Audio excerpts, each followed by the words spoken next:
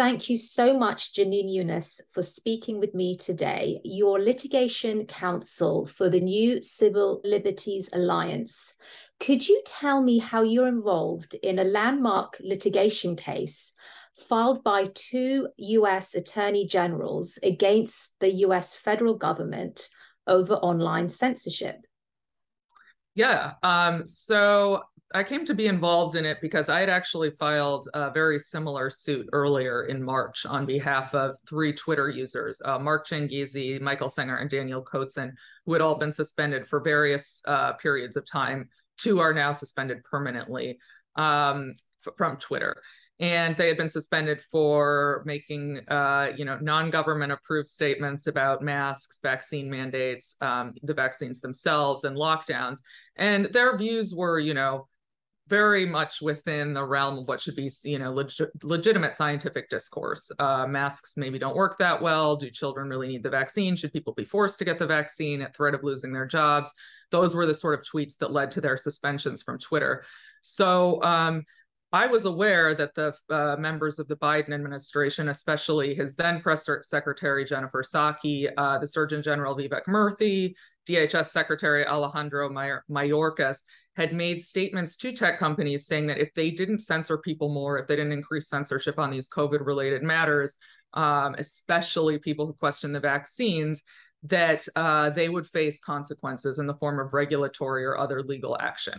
Now, when a lot of people think that this is private companies doing the censorship on their own, but when the government is using private companies or telling private companies what to do to censor people and to censor certain views, that's a First Amendment violation. So I had filed that suit. Unfortunately, it was dismissed. And by coincidence, I guess, on the same day, the attorneys general of Missouri and Louisiana filed their own lawsuit on behalf of their citizens. They were aware of my suit, and I believe that they sort of used some of the ideas in there, and they actually used declarations from our plaintiffs. Our plaintiffs weren't plaintiffs in their case, but they used it to sort of demonstrate what was going on and buttress the case. So they wanted to include private plaintiffs, including Martin Kulldorff, Jay Bhattacharya, two of the people who wrote the Great Barrington Declaration, Aaron Kheriaty, who was a professor of medical ethics at UC Irvine before he got fired for not getting the vaccine, ironically, being a professor of medical ethics, and Jill Hines, who runs an organization called Health Freedom Louisiana. So attorneys general cannot represent private individuals. So they asked NCLA to represent them in the lawsuit. And so we joined on their behalf. I see. So it's interesting. So the two US attorney generals, one from Missouri and one from Louisiana, they were representing the people from their state. Yeah. Right. Yeah, that's how it works. So they can't represent like a certain individual who brings a certain claim. They are claiming that all of their citizens' First Amendment rights are being violated by these policies. And also there's a sort of corollary to the First Amendment right to speak, and that's the First Amendment right to receive information. So everybody's First Amendment rights are being violated, when the views of Dr. Bhattacharya or Dr. Kulldorff or Alex Berenson, for instance, are censored by the government. Yes, exactly. So there's just literally just one official narrative sort of being allowed to sort of, be circulated around social media. And that's the only narrative that people have allowed to be exposed to. Yeah, it's just so shocking. Who are you representing in the case? Is it the two of the plaintiffs, or no, all four of the ones I mentioned? Bhattacharya, Kulldorff, Kheriaty, and Jill Hines. There is a fifth private plaintiff, Jim Hoft, who runs Gateway Pundit. We are not representing him. Another private attorney is representing him. And when did you file the lawsuit exactly? So they actually filed the lawsuit without us on May 5th. I remember because it was the same day my suit was dismissed. And I happen to remember it was Cinco de Mayo because we were having a margarita party. So they asked us to join. They were going to amend the complaint. You have the right to amend a complaint once without getting permission from the judge. So they were going to amend the complaint and add the private plaintiffs for various reasons. They thought that they had really strong claims. It would strengthen the case to sort of have private people who had been censored on social media. and especially these people. And, I think one of the interesting things about this case is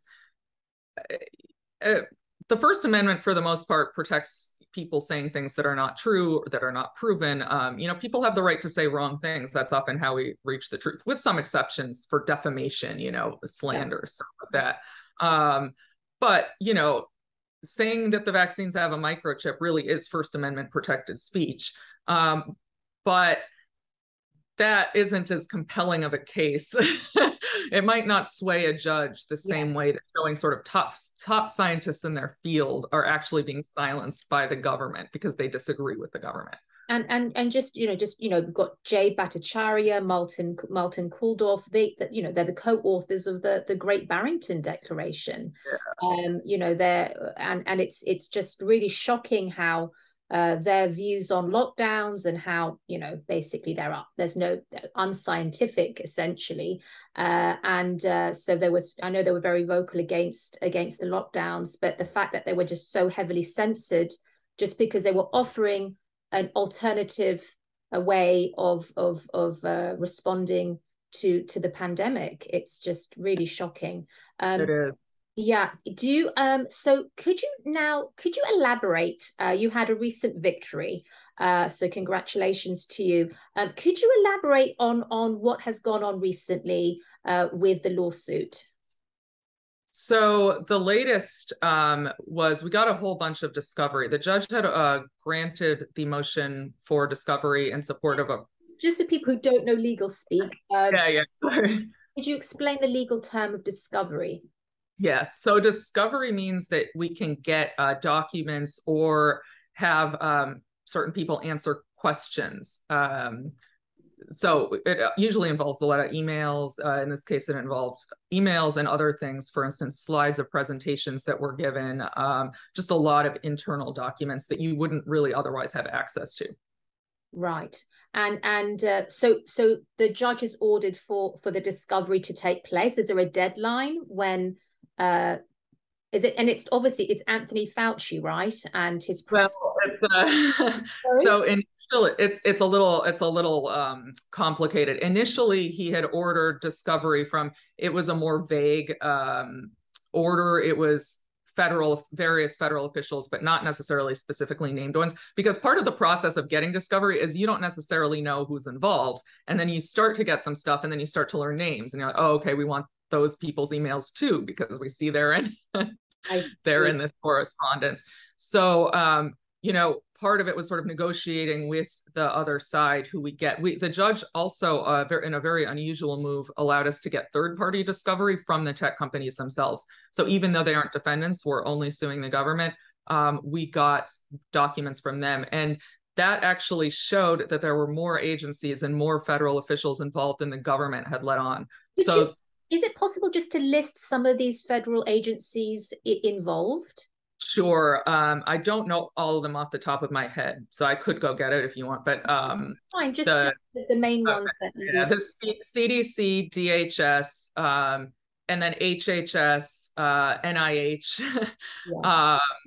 and then there are a number of sub-agencies. So one of the big ones within DHS is CISA. It's like the cybersecurity. And then there had been this new agency, the Disinformation Governance Board. But once the public learned about that, was disassembled. It's the Ministry of Truth, right? Yeah, exactly. So what has stood out to you? So obviously, you've been looking through, I guess, thousands of documents, right? Yeah. Has anything jumped out to you? Are you able to speak about the evidence you're seeing? And you must, obviously, you said that there's a trickle effect of emails coming through. What have you seen so far that has been the most shocking to you? Yeah, well, there's a lot. So first of all, to clarify, one of the remaining disputes, which was the victory last week, was whether Anthony Fauci and the White House press secretary would have to turn over discovery as well. So the government was saying that they shouldn't have to, and they were citing internal White House privilege, which doesn't apply because we were asking for their correspondence with tech companies. So the judge ruled in our favor said that Fauci and Jean-Pierre have to turn over their correspondence related to this matter and to answer some questions. This applies also to the spokesperson's predecessor, Jennifer Psaki. So we'll get that stuff as well. So there's more to come. But what I would say some of the most interesting stuff so far is, I mean, there was clearly this massive coordinated effort that the government and the tech companies are working really, really closely. They're constantly giving presentations about like what to censor, telling the tech companies to watch out for this kind of thing, this kind of topic should be censored. And, you know, some of it is the vaccines have a microchip, or the vaccines are causing people to drop dead within 5 years or whatever. But then some of it is maybe children don't need the vaccine. Maybe people with natural immunity don't need the vaccine. So the tech companies are being told that this is misinformation and it should be censored. Now, one of the sort of points of contention in this lawsuit, and I think it's going to be the sticking point most likely, is there's some people are of the view that if the private companies want to work with the government to help the government accomplish its aims, they're free to do that. If they all think that we should be censoring people on this level, that's fine. I disagree with that from a First Amendment perspective. I think that if the companies are doing the government's bidding, they're effectively government actors. And then, you know, that's a First Amendment issue, and you can sue both the government and the tech companies on that theory. However, if the government is coercing the tech companies and the companies don't actually want to do that, that's an airtight First Amendment case. So that's like less controversial. And I think that this correspondence reveals that in spades, really. So in addition to the public threats that these officials have made that I talked about earlier, saying we're going to regulate these companies, they're going to face other legal consequences if they don't censor people more. There are some of the discovery we got corroborates that theory. So there's, for instance, there's a high up executive at Facebook, or Meta, whatever you call it, corresponding with the Surgeon General, Vivek Murthy. And this is after the president had accused the tech companies of killing people by not doing more censoring on the vaccine misinformation, quote unquote. And the Facebook executive is saying, I think Murthy says, how's it going? Basically, and the Facebook executive says, well, it's not going so well. You know, it's not so great to be accused of murder or something like that. But we're going to do more to de-escalate and basically try to make the government happy. Now, that's a clear indication that they're not doing this of their own free will. They're doing this because they're afraid of the government. Yes. I mean, it almost sounds like a mafia style way of doing, you know, of conducting yourself. Like, we're going to lean on you. If you don't do what we are telling you to do, you're going to get, you know, fines. You're going to be penalized. We're going to regulate you. It's a mafia style government, it seems, doesn't it? The way they handle this, it's so shocking. And when you mention about the private companies at the point of contention, okay, so but if you think about, let's just take Twitter, in a way it is an online public space, if you think about it like that and define it in those terms. And that way, you know, where people are able to voice their opinion, and obviously we know in reality that's it's not really the case. You have to certainly almost censor yourself. But if they are supposed to be a public space, then surely the First Amendment comes into play, because these are ordinary citizens expressing their opinions, freedom of speech. What would you say to that? That's a good question. And some people definitely hold that view. So I'm not really approaching the case from that perspective, because I don't think we have to. You've got enough evidence just to show that, in a way, that there's the overreach happening from the government, right? Right.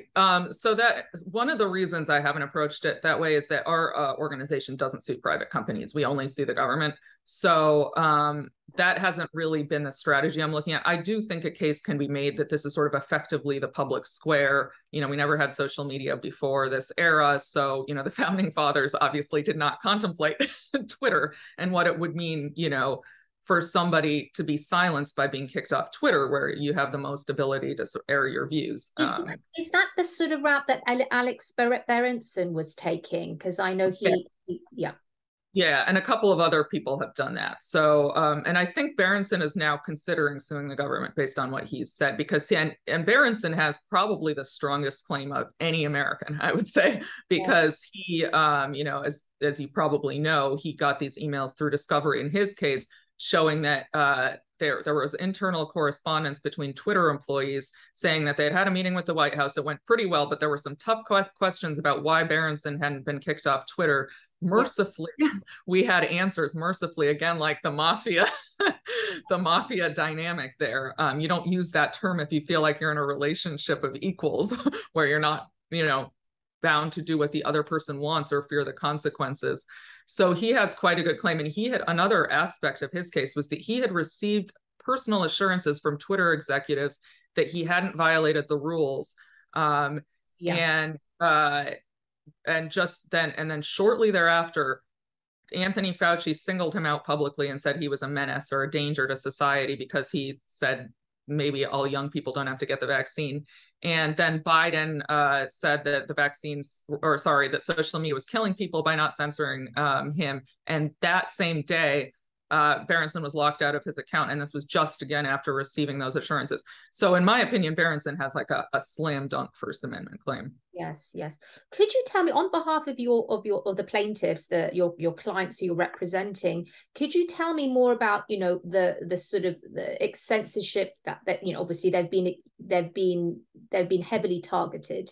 Could you give me some examples how big tech have targeted them and censored their sort of voice, so to speak?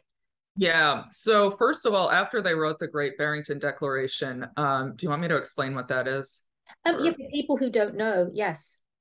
So the Great Barrington Declaration was sort of a short treatise or document where these three epidemiologists, Kulldorff, Bhattacharya, and another one from Oxford named Sunetra Gupta, sort of eschewed lockdowns, said that they did more harm than good, and that rather than sort of shutting down society broadly, we should embrace focused protection and devote resources to protecting vulnerable people while letting everyone else go about their lives.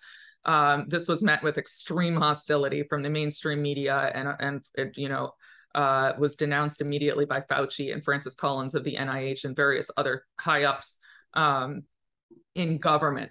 So that first of all, the Great Barrington Declaration itself was censored very quickly. I believe its page was entirely taken down from Facebook. It became hard to find in searches. Like Google sort of makes it difficult to find certain things.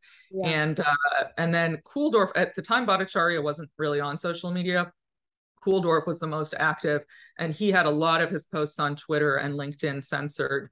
And then I believe in March of 2021, a YouTube video of the three of them, Bhattacharya, Kulldorff, Gupta, Scott Atlas, who had advised Trump on COVID, and the Governor Ron DeSantis of Florida had a roundtable discussion in which they were discussing the problems with mask and vaccine mandates. That video was taken down from YouTube. And so now we don't know whether this was directly ordered by the White House or by Fauci and Collins. I suspect that we may find information to that effect, because there were other emails that I think they were released about a year ago between I forgot exactly. I know some of them were from Fauci, and I think they were to a guy named Greg Gonsalves at Yale, who's very pro-lockdown. And they were saying we have to take down the declaration immediately. And it's clear that they were working with certain media outlets to do so. And what they did was smear the scientists as Koch-funded right-wingers, and just tried to discredit them entirely. Would you say that from what you've seen, obviously the evidence you've seen, so do you think it's purely been the government coercing big tech, or has there been an element of collusion? I think that you could read some of the emails that way. But I think that's a mistake, sort of, to have that interpretation, because it just all has to be looked at in the broader context of these threats. And, there might be some sort of mid-level employee at Facebook or Twitter who isn't really privy to all of this stuff and who's been told just do what the government wants, and so they sound very cheery. But that doesn't mean that what's sort of going up and coming down from the top isn't the result of coercion, which I think, again, based on some of the things I discussed and some that we haven't gotten to yet, it's coercion and not so much collusion. never, that being said, I still think if it's collusion, I think then that it's still a First Amendment violation, and then the tech companies should be sued as well. Right, right. So do you feel you have enough evidence? Obviously, is it still sort of early days in the lawsuit? Yeah, yes, but that said, I think there's definitely enough evidence. I think we could win without anything more. I myself think that one could win just based on the public statements that these government officials had made, and that was sort of the main evidence that I had in the Chingizi, the earlier suit. It is versus Joe Biden et al., isn't it? It's the Yeah, Biden administration. yeah, So, yeah. if the Biden administration is found to be in violation of the First Amendment, what are the ramifications of that? Yeah, well, we're not asking for any money, so you usually don't get money for these things. But we just want a court to recognize that this is a First Amendment violation. I think it's really important for the First Amendment going forward in the contemporary era where social media is so important. I think it's really important that there be a hard line drawn. The government cannot tell social media companies what perspectives to censor, who to censor. Apart from perhaps very dangerous direct threats. But ironically, as most people know, there are plenty of people on Twitter, like I forgot the Ayatollah of Iran or something, who said that all Jews should be killed, and those people are somehow kept on. Well, if you question whether masks work, you can get kicked off. I know. Why do you think? I mean, this is just breaking it down to just obviously this is censorship, blatant, rampant censorship over the past really few years. I mean, do you see, so if you win, do you see then big tech having to sort of step down from that role and allow sort of freedom of speech to sort of come back again in the public space here? Could this be a really pivotal turning point? Because I just see the censorship's been getting worse and worse and worse. Do you see light at the end of the tunnel, so to speak? That's a good question. I mean, if the ruling is basically based sort of on what the government is doing, the tech companies wouldn't necessarily have to reduce censorship. They could say, well, actually we want to keep doing this. Now, I don't think they would from a business perspective. Otherwise, they wouldn't, they would have been doing more of this before if they thought it was wise. I mean, you're kicking off people with huge followings. That can't be, that doesn't make sense economically. Yes. But theoretically, if it's just a ruling about what the government could do, the tech companies could continue to do it, which is why, maybe someone else will bring another case that's making the argument that, look, the tech companies can't even voluntarily do this kind of thing on the public square theory that you mentioned earlier. Yes, yes. Yes, yeah, it'd be interesting, really interesting to see what will happen out of this. And I mean, obviously, you have the sort of the rise in alternative social media companies like Getter, Yeah. and it's sort of a lot of people are moving to those type of social media places as a sort of alternative. So they're free to sort of make the posts that they want to, or speak how they want to. Yeah, is there anything else you can tell us, Jenin, with the case? When is the next hearing? When is the next sort of would you the next sort of important date is the judge had ordered Fauci and Jean Pierre to answer these questions and turn over the documents within 21 days, and that was last week. So that should be in about 2 weeks. Yeah. Sometimes there are like minor delays. They'll ask for a couple more days while they're getting stuff together, but should be in about 2 weeks. After that, it should move forward to arguing the preliminary injunction issue. The government has moved to dismiss, but I think we have every indication that the judge is not going to grant that motion, given that he's found there to be enough to move forward with discovery.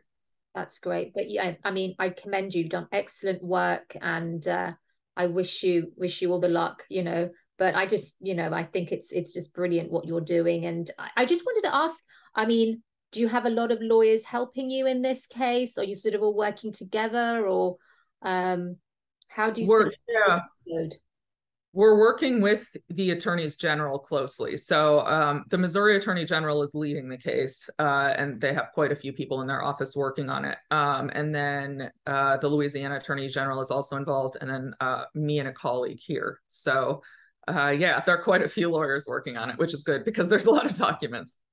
And I just wanted to just think, I mean, is there a way that sort of Fauci could even sort of not, I mean, obviously we know that an order for discovery has been made, him and the press secretary, but what happens if they don't disclose, you know, all the emails and the documents? Like, is there someone who will kind of audit and go through, I don't know, we have to just give up his laptop? Like, how does it get enforced? Yeah, I think there is a bit of an honor system.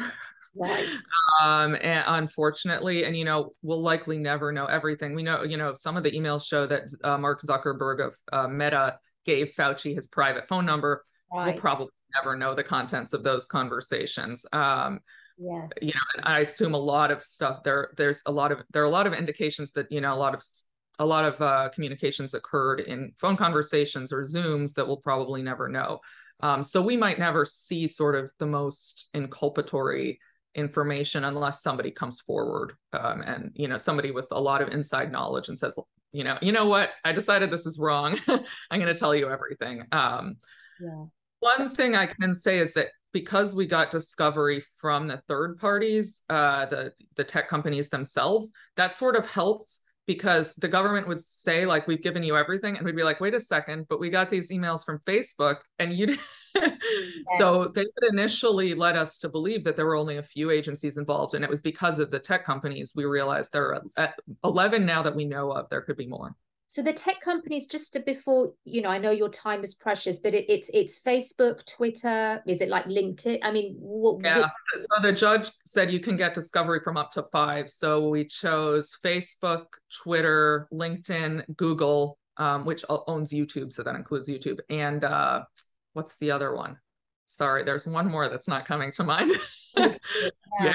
Well, that there's quite a lot there. And yeah, I understand that the significance and importance of the third-party discovery. Yeah. Well, one thing that may interest you is I think there may be a tension between what the tech companies, how they decide they want to approach sort of what's going on, and the government. Because if the tech companies say, we wanted to do this, we were working with the government, then they face these sort of First Amendment lawsuits on the theory that they're government actors. So they may be better off going with the coercion theory. Yeah, we were being coerced. We didn't really want to do this. So we'll see what they start saying about it. But yeah, there's definitely tension. Because obviously the tech companies are involved, I understand that you, New Civil Liberties Alliance, you just, suing just the government. Yeah. But do you see then other sort of legal firms stepping in and then actually suing the tech companies themselves based on all the evidence, based on the disclosure? I have no doubt that will happen. Yeah, there'll be many people eager to. Are we expecting a tsunami of lawsuits happening? I would, and I think they may be waiting to see a little bit how this one plays out to see what strategy to take. But I would expect in the next year there'll be quite a number of lawsuits. And if the plaintiffs win, would they be punitive damages involved, do you think? They could sue for damages. So Berenson got damages, I believe. He showed that he had been making a living off this, and having received personal assurances his account wasn't in danger, he was relying on it. So to just shut it down, he lost money. I think I don't know that some average person with 50 Twitter followers would be able to get damages. I think you'd have to show that you had lost money professionally as a result. But yeah, certainly people with large Twitter followings who rely on it as part of their job, I think could. Yes. Thank you. That's fascinating. Thank you for all of that. Really informative. And again, wish you best of luck with everything. Thank you.